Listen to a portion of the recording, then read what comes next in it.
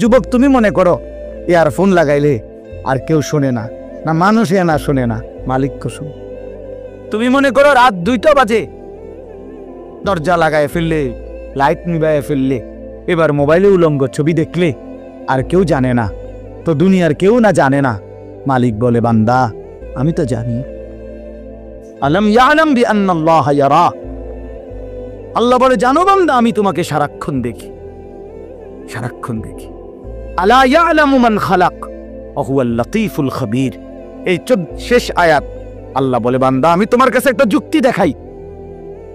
আল্লাহ আমাদের সামনে একটা যুক্তি দেখাচ্ছে, এ ভাই বান্দা তুমি বলো তো যিনি সৃষ্টি করলেন তিনি বুঝি জানবেন না? এটা তুমি কেমনে ভাবলা? আলা ইয়ালামু মান খালাক, যিনি বানালেন তিনি জানবেন না? এটা যিনি বানাইলো যে কোম্পানি, আপনি যদি বলেন যে এই কোম্পানির মেন যারা প্রোডাক্ট করলো, এটা উৎপাদন করলো, তারা বুঝি জানে না যে কোন দিয়ে এন দিয়ে কথা কয় না, এন দিয়ে কথা কয়, এরা জানে না, আপনি পণ্ডিতি করলো বেয়ে না নাকি? কথা বলেন না? তাহলে যিনি বানাইলেন তিনি তো অধিক জানবেন, ঠিক কি না বলেন? আল্লাহ তাআলা বলেন বান্দা আমার থেকে লুকাইবা কেন? আমি তো তোমাকে বানিয়েছি, আমি তো তোমাকে সৃষ্টি করেছি। মজার কথা হলো তাফসীরের মধ্যে লিখছে মক্কার কুরাইশরা এই আয়াতের ব্যাখ্যার মধ্যে আছে ওয়া আসিররু কাওলাকুমের, মক্কার কুরাইশরা নবীজির বিরুদ্ধে দিবানিশি ষড়যন্ত্র করত। তো ষড়যন্ত্র করলে মাঝে মধ্যে বইয়া কথা যে কইতো, তো বাটফারেরা কইতো কি একজন আর একজন আস্তে আস্তে আস্তে আস্তে আসিররু আস্তে কও কেন? কাইলা ইয়াসমা রাব্বা মুহাম্মদ, যেন মুহাম্মদের খোদা শুনতে না পায়। আস্তে কও বেটা। আচ্ছা তো মুহাম্মদের খোদা শুনলে কি হবে? কয় তাইলে জিবরাইলে পাঠাইয়া কইয়া দিব।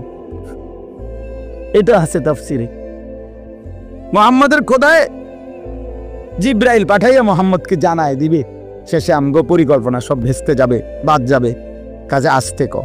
তো আল্লাহ তাআলা তখন বলে হা রে বান্দা, বেকুব কি আর হাটে বাজারে ওঠে? এই কি কোন ছোটখাটো বলদ মনে করছেন? আহাম্মক, আল্লাহর ব্যাপারে এই ধারণা কেমনে করলা যে তিনি আসতে বললে শুনবে না? তে আল্লাহ তাআলা বলেন আসিররু কাওলাকুম, তোমরা যদি আসতে বলো, আবিজহারু বিহি, জোরে বলো, আমি তো সবই শুনতে পাই। ইন্নাহু আলিমুন, তিনি তো সব জানেন, বিদাতিস সুদূর, অন্তরের ভেতরের জল্পনা কল্পনাগুলো সহ সহ। ফালা ইয়ালামু ইদা বুসিরা মা ফিল কুবুর ওয়া হুসিলা মা ফিস সুদূর। হাশরের ময়দান আল্লাহ খুলে দিবে, সবাইকে উঠাবে, তো আল্লাহ বলে অন্তরের ভিতরের কথাগুলো পর্যন্ত বের করে দিব বান্দা। ইয়াউমা তুবলাস সারাইর, গোপন কথাগুলো, গোপন বিষয়গুলো আমি সব খুলে দেব, সব খুলে দেব। চামড়ার প্রতিটা শিহরণ যুবক বলবে আমি বললাম, মনে রাখো আমার কথা। এই যে আমাদের চামড়ায় নারী দেখলে, ছবি দেখলে, নর্তকী দেখলে, উলঙ্গ নাচ দেখলে, অশ্লীল দৃশ্য দেখলে শরীরের চামড়ার মধ্যে শিহরণ হয়, শাহওয়াত জাগে।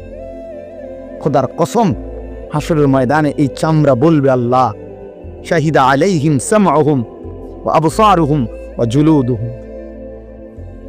এই চামড়া বলে দিবে আল্লাহ বেঈমান আমারে দেখা এই শরীরে এই চামড়া এতবার শিহরিত, অশ্লীলতা, বেহায়াপনা, জিনা, বেবিচারের প্রতি এতবার আগ্রহী হয়েছি। শরীরের চামড়াগুলো কথা বলি, মানুষের সমস্ত শাহওয়াত চামড়া, যৌন চাহিদা উপাদান মেন এই চামড়ার মধ্যে।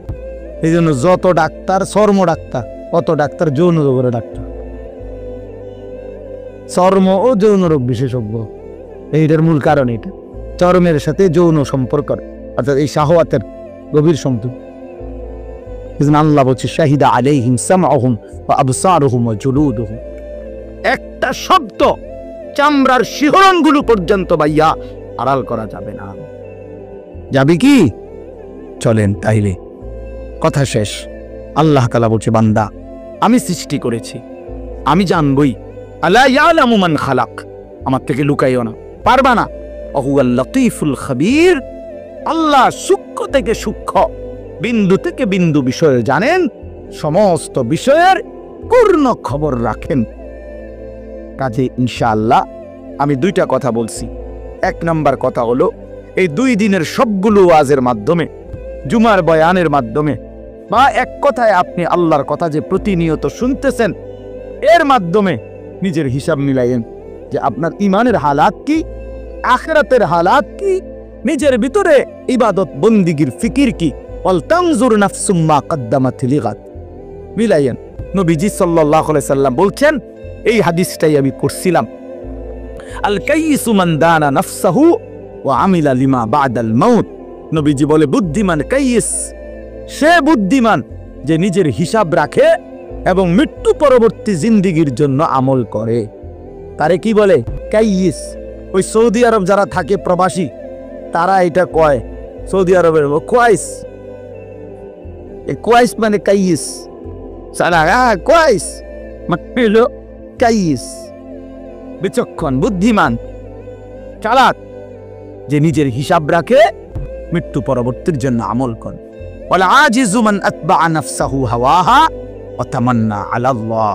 আর আল্লাহ বলে, অপদার্থ, ব্যর্থ, ফালতু, অকর্মণ্য সে যে সর্ব বিষয়ে নিজের মনে যা চায় তাই অনুসরণ করে, আর কথায় কথায় এমনি করে নাফরমানি, ভরসা করে আল্লাহর উপরে, মুখে বিড়ি, আল্লাহ ভরসা, টাঙ্গাইয়া ফিরবো, টাঙ্গাইয়া আড্ডি মাড্ডি গুড়া গুড়া করে লাগবো।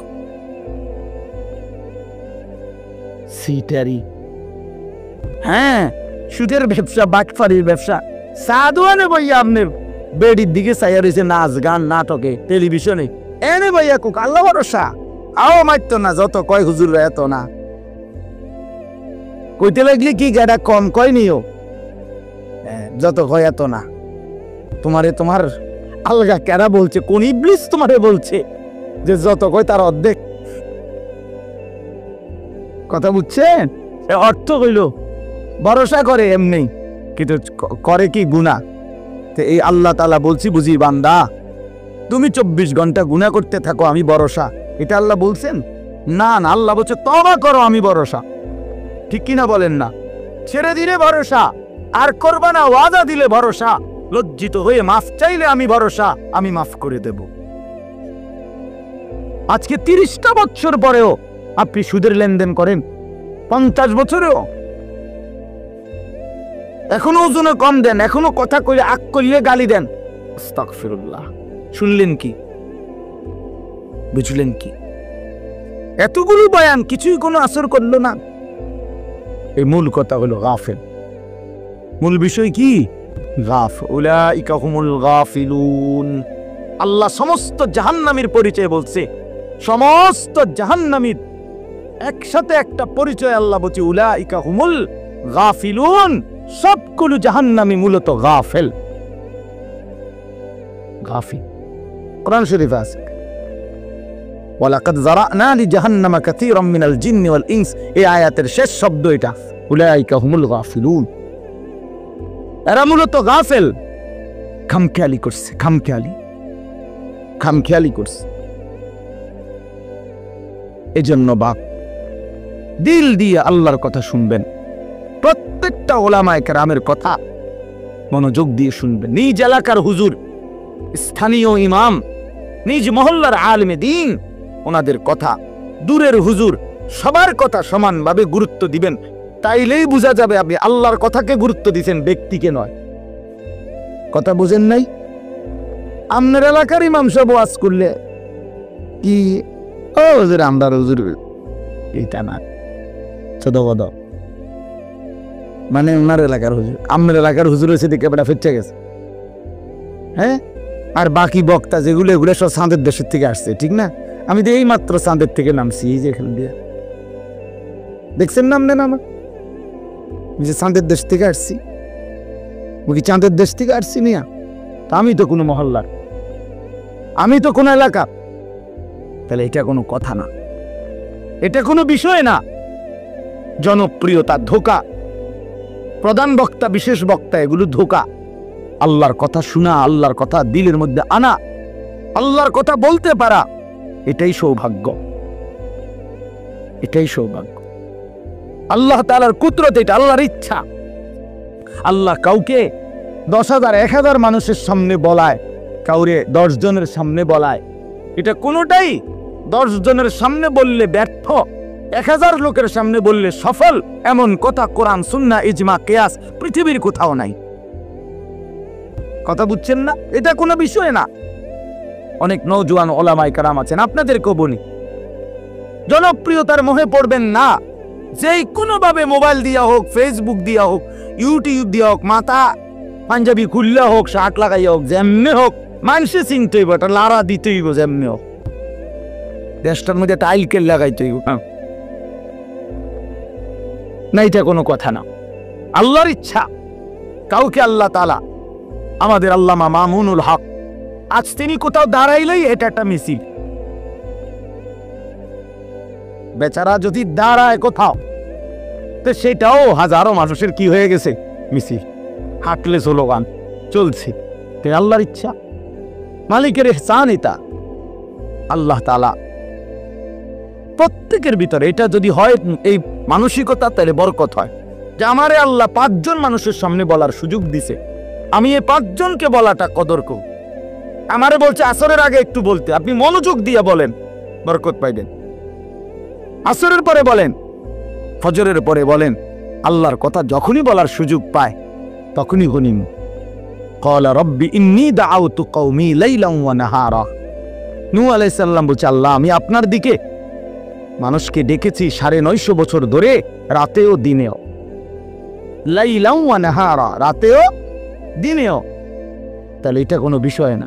আমি অনেক বড় বড় আলেমরে জিজ্ঞাসা করছি যে হুজুর, মাগরিবের পরে ওয়াজ করলে উনি বিশেষ বক্তা, আর রাত 10টায় ওয়াজ করলে উনি প্রধান বক্তা, এটা শরীয়তের কোন আলোকে নির্ধারিত হয়েছে? এই ফাইসালা আইসি কেন? রাত যত সাফে বক্তার দাম তত বাড়ে, এটা কোন ফতুয়ার ভিত্তিতে, কিসের ভিত্তিতে? আল্লাহর কথা যিনি বলেন, ইখলাস ও তাকওয়ার সাথে হক কথা যিনি বলবেন, তার কথাই দামি, তার কথাই দামি। চলেন এজন্য ইনশাআল্লাহ জিন্দেগির হিসাব মিলাবেন। বাপ আমার, নওজোয়ান ছেলে, তোমাদেরকে বলি ভাই, প্রতিনিয়ত মসজিদে জুমার নামাজে ঢোকো, আবার বের হও ভাইয়া। কিন্তু তোমার জীবন এমন আশ্চর্য যে ইমাম সাহেবের 2টা লাইন কথাও মনোযোগ দেয়া শোনে না, পুরোটা টাইম মোবাইল টিপতেছে, পাশের ছেলেটার সাথে কথা বলতেছে, দুষ্টামি, দৌড়াদৌড়ি, কথাবার্তা। অফো, আল্লাহকে এভাবে ছেড়ে দেওয়া মানুষ? কোরআন শরীফে আছে, আল্লাহ তাআলা বলেন, ফাবিআইয়ি হাদিসিন বাদাহু ইউমিনুন। কোরআনুল কারীমের সবচেয়ে বেশি যে কয়েকটা আয়াত আছে, আমার দিলের মধ্যে একবারে লড়াইয়া ফেলে, আমার দিল নড়ে সবচেয়ে বেশি, এর মধ্যে এটা একটা আয়াত। আমার আশ্চর্য লাগে যে মালিক এটা কি বলছে। ফাবিআইয়ি হাদিসিন বাদাহু ইউমিনুন। আল্লাহ বলে, বান্দা 23 বছরে আমি 30 পারা কোরআন নাজিল করেছি। আমার সর্বশ্রেষ্ঠ কথা কতবার করে করে এক একটা কথা বলেছি বান্দা। এরপরে আর কোন কথা বললে, আর কেমনে বললে, এর চাইতে দামি আর কোন কিতাব নাজিল করলে বান্দা তুই আমার কথা মেনে নিতি? ফাবিআইয়ি হাদিস, ফাবিআইয়ি হাদিস, আর কি বললে, আর কোন কথা বললে? আকিমুস সালাহ, আকিমুস সালাহ, আকিমুস সালাহ। এই নামাজের কথা আকিমুস সালাহ 80 বারের চাইতে বেশি আল্লাহ বলছেন। আল্লাহ যেন ডাক দিয়া বলে, এই যুবক, 80 বারের চাইতে বেশি আমি মাওলা, আমার মতো মালিক, আমি নামাজের কথা তোকে এই কোরআনে বললাম। আর কতবার বললে নাফরমান তুই আমারে সেজদা দিতি বল? এই বেঈমান, তোরা যারা নামাজ পড়ো না, বলো বেঈমান বলো। আর কতবার বললে, আর কতবার বললে নামাজ পড়তাম? ইয়া আইয়ুহাল্লাযীনা আমানু, হে ঈমানদারগণ, হে ঈমানদারগণ, হে ঈমানদারগণ। কোরআনুল কারীমের মধ্যে 89 বার আছে, 89, 8, 9, 89 বার আল্লাহ ডাক দিছে, আমার ঈমানদার বান্দা, আমার তুই প্যারা বান্দা, আয় মুমিন, আমি তোকে ডাকছি, তোকে ডাকছি, তোকে ডাকছি। সেই আল্লাহ জিজ্ঞেস করছে, ফাবিআইয়ি হাদিস, এই বান্দা 89 বার আমি তোকে মোমেন বলে ডাক দিয়েছি, আর কতবার ডাকলে তুই আমার ডাকে সাড়া দিতি বান্দা? হ্যাঁ বলো ভাইয়া, যারা নামাজ পড়ো না ভাই বলো। হ্যাঁ, আরেকটা আয়াত আছে আমার দিল নড়ে বেশি, সূরা মুজাম্মিলের, ফাকাইফা তাত্তাকুনা ইন কাফারতুম ইয়াওমান ইয়াজআলুল বিলদানা শিবা। এই কথাটা শুনলে আমার খুব ভয় লাগে। আল্লাহ বলছে, বান্দা এই যে তুমি আমার নাফরমানি করছো, সেদিন হাসরের ময়দানে তুমি কেমনে বাঁচবা? যেদিন হাসরের মাঠের একদিনের পেরেশানি আর আযাব আর যন্ত্রণা কোলের বাচ্চাকে বুড়া বানায় ফেলবে, বুড়া বানায়। হে বান্দা, তুমি জানো না আমি মাওলার শাস্তি কি জিনিস? ফাকাইফা তাত্তাকুনা ইন কাফারতুম ইয়াওমান ইয়াজআলুল বিলদানা শিবা। একদিনে বাচ্চা বুড়া হয়ে যাব, কোলের বাচ্চা বুড়া হয়ে যাবে। আল্লাহ বলছে এই পরিমাণ যন্ত্রণা পেরেশান। মানুষ বলে, ভাই আমার এই 3 মাসের যন্ত্রণায় কষ্টে আমার চুল সাদা হয়ে গেছে। মানুষ এরকম বলে না? আল্লাহ তাআলা বলে, বান্দা তুমি কেমনে নাফরমানি করছো? তুমি বুঝতেছো না বান্দা আমার আযাব কি পরিমাণ ভয়ঙ্কর? নব্বি ইবাদি আন্নী আনাল গফুরুর রহিম ওয়া আন্না আযাবি হুয়াল আযাবুল আলীম। রব্বুল আলামিন বলেন, বন্ধু আমার সবগুলো বান্দাকে শুনিয়ে দেন, বলে দেন, বন্ধু যত লম্বা গুনাহ হোক না কেন, যত বেশি গুনাহ হোক না কেন, গুনাহ যদি আসমানও ছুঁয়ে যায়, জমিনও ভরে যায়, তারপরও তারে বইলেন, বন্ধু যদি গুনাহ ছেড়ে দিয়ে আর করবে না ওয়াদা দিয়ে, আমি মাওলার কাছে মাফ চাই, তওবা করি, আমি আল্লাহ আনাল গফুরুর রহিম, আমি খুব বেশি দয়াবান, খুব বেশি মেহেরবান, খুব বেশি ক্ষমাশীল, আমি একসাথেই সব মাফ করে দেব। কিন্তু আল্লাহ বলেন, বন্ধু সাথে সাথে আমার বান্দাকে এটাও বলে দিয়েন, ওয়া আন্না আযাবি হুয়াল আযাবুল আলীম।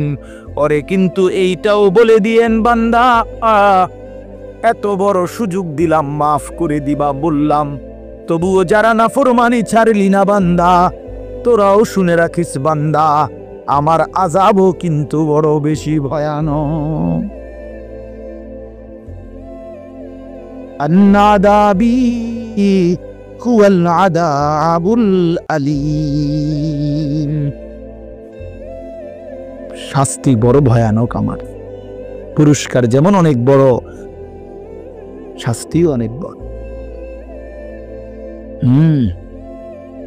এজন্য দোস্ত বন্ধু রাত গভীরে ফিকির করে, ওই যে কুয়াশার ফোঁটা পড়তেছে গায়ে, ভেবে দেখেন, জিন্দেগির হিসাব মেলায় দেখেন, আর কতদিন চুরি করবেন, আর কতদিন মিথ্যা বলবেন, আর কতদিন ডাকাতি করবেন, আর কতদিন কিস্তি নিবেন, আর কতদিন সুদ খাবেন, আর কতদিন মিথ্যা বলবেন, আর কতদিন ওজনে কম দিবেন, আর কতদিন কাস্টমারকে ঠকাবেন। আপনার ছেলেটা 365 দিনে, খোদার 1 বছরে কোনোদিন ফজরের নামাজ পড়ে না, এই জানোয়ার আর কতদিন নামাজ ছাড়া থাকবে? এ তো মানুষের বাচ্চা না, এ তো হাইওয়ান, এ তো চতুষ্প জন্তু, এ তো শয়তান। যার কপালে সেজদা নাই তাকে শয়তান বলে। ইবলিস সেজদা দেয় নাই, এজন্যই আল্লাহ বলছে তুই শয়তান। ইবলিস সেজদা দেয় নাই, এজন্য বলছে ফাইন্নাকা রাজিম, তুই আজকের থেকে অভিশপ্ত। ইবলিস সেজদা দেয় নাই, এজন্য বলছে ওয়া ইন্না আলাইকাল লা'নাতা ইলা ইয়াউমিদ্দিন, বেঈমান সেজদা দিলি না, আজকের থেকে কিয়ামত দিবস পর্যন্ত তোর উপরে আমি আল্লাহর লানত।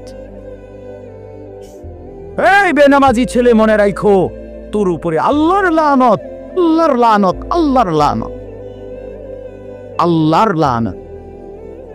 মালিকের অভিশাপ নিয়ে সুখে থাকা যায় না, আল্লাহর লানত নিয়া সুখে থাকা যায়, সুখ মেলে না। এজন্য হিসাব করেন, 60 বছর বয়স, বিড়ি সিগারেট ছাড়বেন না, চা দোকানের আড্ডা বন্ধ করবেন না। আজকে 30 বছর ধরে আপনার ঘরে রঙিন টেলিভিশন চলে, প্রতিদিন নাচ গান নাটক সিনেমা, ছেলে মেয়ে নাতি নাতনি বউ বাচ্চা সবাই দেখতেছে, এটা আর কোনোদিন বন্ধ হবে না? তাইলে আর কোনোদিন বন্ধ হবে না? যার বিবি আজকে 20 বছর বেপর্দা, এই মহিলা তাইলে আর কোনোদিন পর্দা করবে না? বলো বাবা, তোমরা যারা সারা রাত মোবাইলে নাচ গান ছবি দেখো, তুমি আর কোনোদিন ফিরবা না ভাইয়া? তুমি কি এই গুনাহ আর কোনোদিন ছাড়বা না? তাইলে আর কত নারী দেখলে তোমার তৃপ্তি হবে? আর কত ছবি দেখলে তোমার তৃপ্তি হবে? আর কোন দিন ফিরবার সময় হবে? এই রাত গভীরে শেষ হিসাব করে। আলাম ইয়ানি লিল্লাযীনা আমানু আন তাখশা কুলুবুহুম লিযিকরিল্লাহ। আল্লাহ বলে, মুমিন ইমানদার বান্দা আমার, আমি আল্লাহর স্মরণে, আমার বন্দিগি আর আমার জিকিরের জন্যে তোমার দিলটা নরম হওয়ার সময় আজও কি হয়নি বান্দা? আলাম ইয়ানি, বলেন বাবা, বলেন ছেলেরা, বলো বন্ধু, বলো আর কোন দিন সময় হবে? আর কোন দিন ফিরবা? কোন দিন? বয়স্ক বাবা, আপনি ফিরবেন কোন দিন? আমি ফিরবো কোন দিন? আল্লাহ আমাদেরকে বুঝ দান করেন, আল্লাহ আমাদের কলিজার মধ্যে ফিকির দান করেন। কোরআনুল কারীমের 29 নম্বর পারা, 67 নম্বর সূরা, সূরা মুলক, এই সূরা থেকে 3টা আয়াত আমি তেলাওয়াত করেছি, 12, 13, 14। আর অল্প একটু সময়, এখান থেকে একটু কথা বলি, তাইলেই শেষ। 1 নম্বর কথা হলো সূরা মুলক, সূরাটার নাম। কোরআনুল কারীমের অত্যন্ত ফজিলতপূর্ণ একটি সূরা। রাসূলুল্লাহ সাল্লাল্লাহু আলাইহি ওয়াসাল্লাম বলেছেন, হিয়াল মানিআতু হিয়াল মুনজিয়াতু তুনজিহি মিন আযাবিল কবর। রাসূলুল্লাহ, একটু মনোযোগ দিয়ে শুনেন, দেরি করব না। রাসূলুল্লাহ সাল্লাল্লাহু আলাইহি সাল্লাম বলেন, এই সূরা মুলক 67 নম্বর এই সূরাটি হচ্ছে বাধা দানকারী, রক্ষাকারী। প্রশ্ন হলো, কিসের থেকে রক্ষা করে, কিসের বাধা দেয়? তো নবীজি বলেন, তুনজিহি মিন আযাবিল কবর, এই সূরাটি কবরের আযাব থেকে যে নিয়মিত পড়বে তাকে রক্ষা করবে, কবরের আযাব থেকে বাধা দিবে, কবরের আযাব থেকে রক্ষা করবে। কোন সূরা? সবাই বলেন। ছোট্ট সূরা, মাত্র 30টা আয়াত, 29 পারা। এই ছোট্ট সূরাটি রাসূলুল্লাহ সাল্লাল্লাহু আলাইহি সাল্লাম বলেন কবরের আযাব থেকে রক্ষা করবে। তাফসীরে কুরতুবীর মধ্যে আছে, আল্লাহর নবী সাল্লাল্লাহু আলাইহি সাল্লাম বলেন, আমার দিল চায়, নবীজি বলছেন, লাওয়াদিত্তু, আমার দিলের আকাঙ্ক্ষা, দিলের তামান্না, নবীর দিলের আশা। রাসূলুল্লাহ সাল্লাল্লাহু আলাইহি সাল্লাম বলেন, আমার মনটা চায়, আমার দিল চায়, আমার উম্মতের প্রতিটা ঈমানদারের কলবে এই সূরা মুলকটা থাকুক। ফি কলবে কুল্লি মুমিন, প্রতিটা মুমিনের দিলের মধ্যে, জবানের মধ্যে এই সূরা মুলক থাকুক। এই জন্য এই সূরা কবরের আযাব থেকে রক্ষা কবচ। যে নিয়মিত পড়বে আল্লাহ তাকে কবরের আযাব থেকে রক্ষা করবে। এখানে আরেকটা প্রাসঙ্গিক বিষয়, কবরের আযাব আমাদের মৃত্যু পরবর্তী হাসরের ময়দানে উঠার আগ পর্যন্ত এই মাঝখানের এই সময়টাকে কবরের জীবন বলে। কারো যদি স্বাভাবিক মৃত্যু হয় অথবা অস্বাভাবিক মৃত্যু হয়, কারো যদি মাটির কবর কপালে জোটে অথবা নাও জোটে, মৃত্যু মানেই আবার হাসরের মাঠে উঠা পর্যন্ত মাঝের এই সময়টাকে কবরের জীবন বলে। কথা বুঝছেন নি কথাটা? মানে বিষয়টা হলো এই, মনে করেন অনেক অধিকাংশ মানুষের তো স্বাভাবিক মৃত্যু হইছে, মাটিতে তারে কবরও দিছে, কিন্তু এমনও তো মানুষ আছে যে বাঘের পেটে ঢুকে গেছে, জীব জন্তু হিংস্র প্রাণী তারে খাইয়া ফেলছে, আগুনে পুইরা জ্বলে ছাই হয়ে গেছে, পানিতে ভাইসা গেছে, এমন হইতে পারে না? তো তার কবর কো, তারে তো মাটির দাফন করছেন, কথা বুঝছেন? কিন্তু তার মৃত্যু হয়েছে কিনা? এই মৃত্যু মানেই কবরের যুগ, মৃত্যু মানেই কবরের জিন্দি। তাহলে এই জন্য বললাম, আরে স্বাভাবিক হোক অস্বাভাবিক হোক, কবর জুটুক মাটির বা না জুটুক, মানুষের মৃত্যুর পরেই হাসরের ময়দানে উঠা পর্যন্ত এই মাঝের এই টাইমটাকে কবরের জীবন বলা হয়। এই কবরের জীবনে আল্লাহর নবী সাল্লাল্লাহু আলাইহি ওয়াসাল্লামের অসংখ্য হাদিস দ্বারা কিছু বলবেন? জি, কবরের এই বিষয়ে আল্লাহ রাসূল সাল্লাল্লাহু আলাইহি সাল্লামের অগণিত হাদিস। কবরের মধ্যে মানুষের এই কবরের জীবনটা, এটা কারো জন্য সুখকর, কারো জন্য কষ্টকর। কারো জন্য এই কবরে সুখ মিলবে, কারো জন্য এই কবরে কষ্ট হবে, আযাব হবে। রাসূলুল্লাহ সাল্লাল্লাহু আলাইহি সাল্লাম বলেন, আমি খুব সংক্ষেপে বলতেছি, 3টা প্রশ্নের জবাব যে কবরে ঠিকমতো দিতে পারবে, আল্লাহ তাআলা পক্ষ থেকে ঘোষণা হবে, সাদাকা আবদি, আমার বান্দা সঠিক উত্তর দিছে। আফরিশুহু মিনাল জান্নাহ ওয়ালবাসুহু মিনাল জান্নাহ ওয়াফতাহু লাহু বাবান ইলাল জান্নাহ, আমার বান্দার জন্য জান্নাতের পোশাক বিছায়া দাও, জান্নাতের পোশাক পরিয়ে দাও, জান্নাতের বিছানা বিছায়া দাও, জান্নাত বরাবর দরজা খুলে দাও। ফেরেশতারা জান্নাতের পোশাক পরিয়ে, জান্নাতের বিছানা বিছিয়ে জান্নাত বরাবর দরজা খুলে দিবে। ওয়ায়ুফসাহু লাহু, এবং তার কবরটাকে প্রশস্ত করে দেওয়া হবে, চারিদিকে 70 গজ, 70 হাত। অথবা আরেক বর্ণনা আছে, মাদ্দুল বাসার, চোখের দৃষ্টি যায় যে দূর, এর দূর চতুর্দিকে ইমানদার নেককারের কবরকে প্রশস্ত করে দেওয়া হবে। এই সুন্দর প্রশস্ত করে নেককারকে শোয়াইয়া, জান্নাতের বিছানা পোশাক পরাইয়া ফেরেশতা বলবে, ভাই সাহেব, নাম কানাউমাতিল আরুস, নতুন জামাই যেভাবে বাসর ঘরে নতুন দুলহা ঘুমায় আরামসে সুখের বাসরে, আমনে আমনে ঘুমান, আমনে ঘুমান, কেউ ডিস্টার্ব করবে না, আমরা এসে নিয়ে যাবো পরে সময় মতো আপনারে। ইসরাফিল ফু দিবে দ্বিতীয়বার, আমরা এসেই আপনারে নিয়ে যাব, আপনি আপাতত এখানে আরামসে সুখের জান্নাতের নিয়ামত ভোগ করতে থাকেন।